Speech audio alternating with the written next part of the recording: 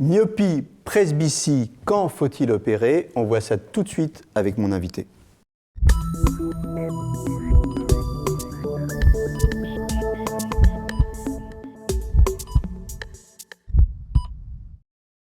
Avec moi sur le plateau, le docteur Michael Assouline. Michael Assouline, vous êtes chirurgien ophtalmo. Myopie, presbytie, quand il faut opérer? Avant de répondre à cette question, déjà, on va réexpliquer ce que c'est qu'un myope et ce que c'est qu'un presbyte.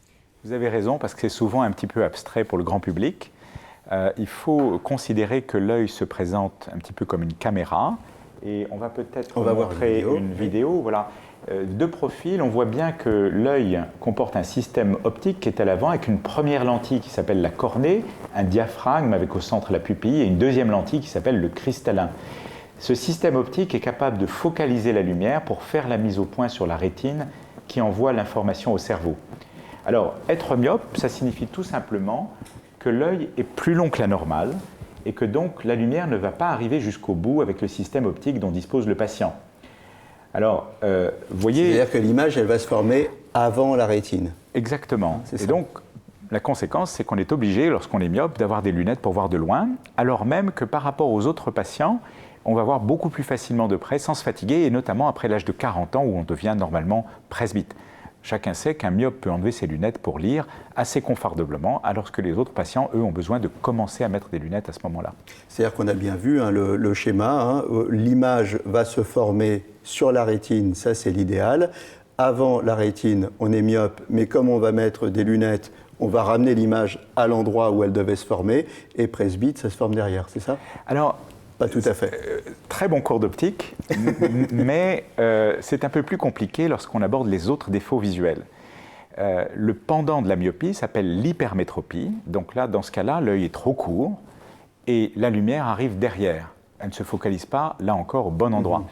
Cependant, lorsqu'on dispose d'un cristallin encore fonctionnel, avant l'âge de 40-45 ans, fait la correction. Voilà, le cristallin est capable d'accommoder au prix d'un effort musculaire et de refaire la mise au point correctement. Le cristallin, c'est cette petite lentille qui va s'aplatir ou se bomber voilà, et qui justement va modifier l'endroit à laquelle l'image va se former. Exactement. C'est ça. Et quand il devient dur, c'est là où on n'accommode plus et on est presbyte. Presbyte, c'est ça? Tout à fait. Donc, les hypermétropes deviennent presbytes précocement parce qu'ils ont déjà un effort supplémentaire à faire pour accommoder, pour voir de loin, et un effort encore plus important pour voir de près. Mais la majorité des gens deviennent tout simplement presbytes vers 40-45 ans, à l'âge normal. Voilà. C'est l'âge. Alors, bon, on a expliqué ce que c'était qu'un myope, un presbyte et comment tout ça fonctionnait. Maintenant, on va parler des opérations, parce que quand ça ne fonctionne pas bien, on peut opérer. On peut opérer, et bien évidemment, on a d'autres solutions, les lunettes ou les lentilles de contact. Mais lorsqu'on n'est pas satisfait de ces lunettes ou de ces lentilles de contact, il y a maintenant pratiquement des solutions pour tout le monde en opération au laser ou avec des implants. Dans quel cas on peut opérer, dans quel cas on ne peut pas opérer? Alors, on peut dire aujourd'hui, c'est pas conseillé d'opérer. On peut dire aujourd'hui très raisonnablement qu'on sait opérer tous les défauts visuels, à l'exception peut-être des hypermétropes forts. Donc les gens qui ont vraiment des verres de lunettes très épais au centre. Et ceux-là, on n'a pas réellement de technique satisfaisante qui soit à la fois sûre et efficace pour eux, à part la chirurgie du cristallin, c'est-à-dire la chirurgie de la cataracte, à partir de l'âge de 58-60 ans. D'accord. Les opérations, alors on va maintenant détailler les types d'opérations possibles. Le premier type d'opération, c'est le PRK, c'est ça? Alors, les opérations dont on parle habituellement pour les défauts visuels sont les opérations au laser. Et il faut comprendre que ces lasers servent à changer la forme de la cornée pour la rendre plus plate dans le cas des myopes et plus bombée dans le cas des hypermétropes. Donc en fait, on utilise ces lasers pour sculpter la cornée en lui donnant une forme très précise qui corrige le défaut visuel de chaque patient. Concrètement, comment ça marche? Alors, on va voir ça en image. Alors, première technique. La première technique qui est la plus ancienne, ça date de 1990. On a commencé aux États-Unis. J'ai eu la chance d'être dans cette équipe à cette époque-là. Et ça consiste tout simplement à abraser avec un petit racloir mécanique la surface de l'œil. Et puis ensuite, on utilise le laser pour changer la forme de la cornée. Donc cette technique s'appelle laser excimer, PKR, PRK, ce sont des synonymes, mais le principe est tout à fait le même, c'est de changer la forme de la cornée en la rabotant. Les petites gouttes qu'on a vues au début, c'est l'anesthésie, hein, c'est ça? Alors, c'est de l'anesthésie, ou parfois, certains chirurgiens utilisent de l'alcool pour faciliter l'abrasion de la petite couche de surface qu'on appelle l'épithélium, c'est l'équivalent de l'épiderme de la peau. D'accord. Première technique.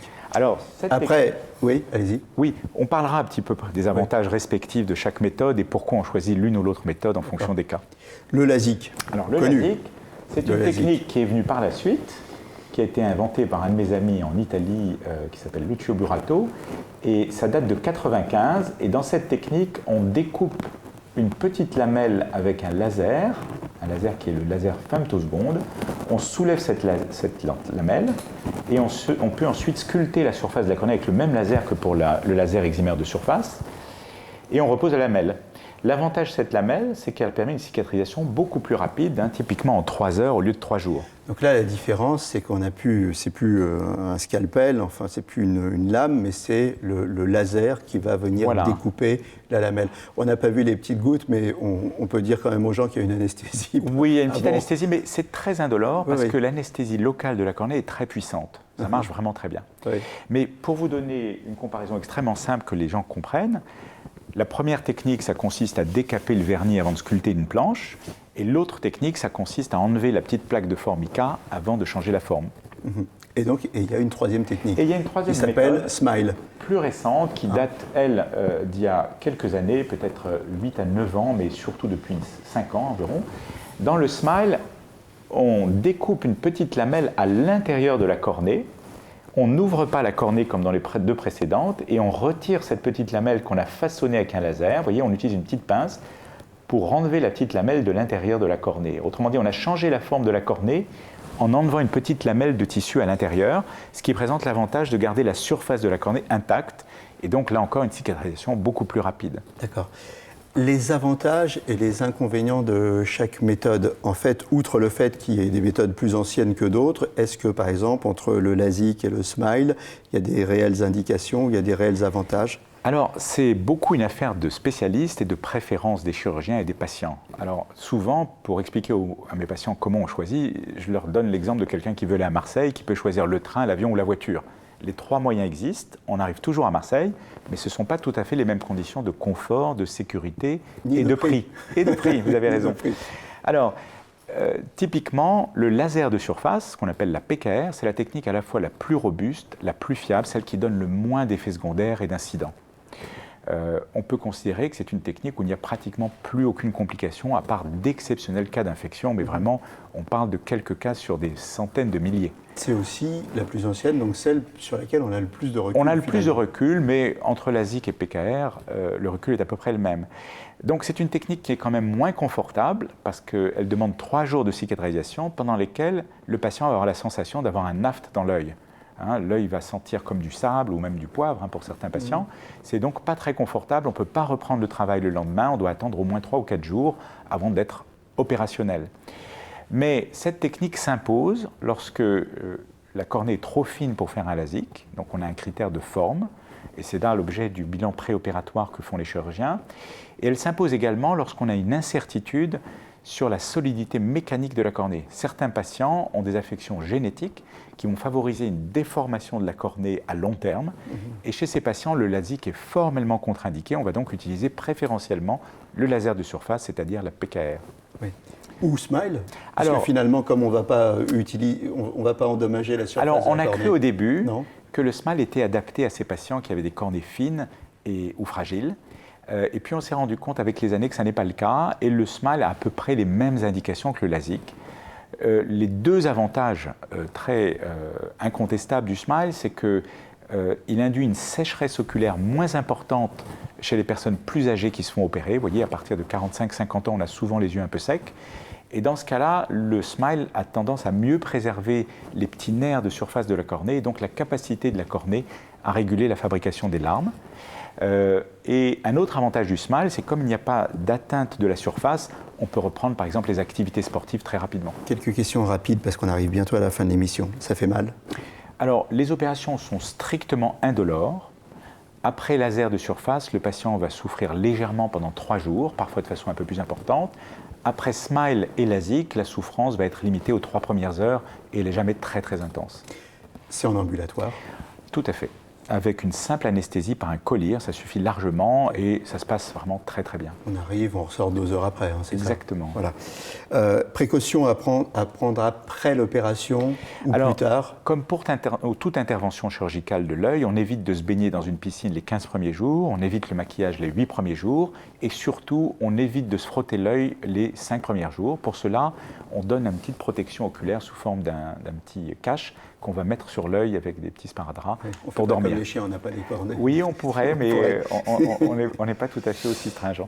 Les résultats, au bout de combien de temps on a une vue normale? Alors, les résultats sont bons. Il faut savoir que les ophtalmologistes eux-mêmes se sont fait opérer 10 à 20 fois plus que la population normale parce qu'ils sont devenus rapidement convaincus avec les années que ces techniques donnent d'excellents résultats en toute sécurité pour la majorité des indications. Dans la majorité des cas, plus besoin de porter de lunettes? Plus besoin de porter des lunettes, sauf à l'âge où on approche de la presbytie et où finalement la chirurgie de la presbytie, qui ressemble à ce qu'on a dit, va nécessiter un compromis entre vision de loin et vision de près qui n'exclut pas toujours la possibilité de porter des petites lunettes complémentaires de temps en temps. Est-ce que, alors la vue, vous venez de l'évoquer, évolue, est-ce qu'on peut se faire réopérer?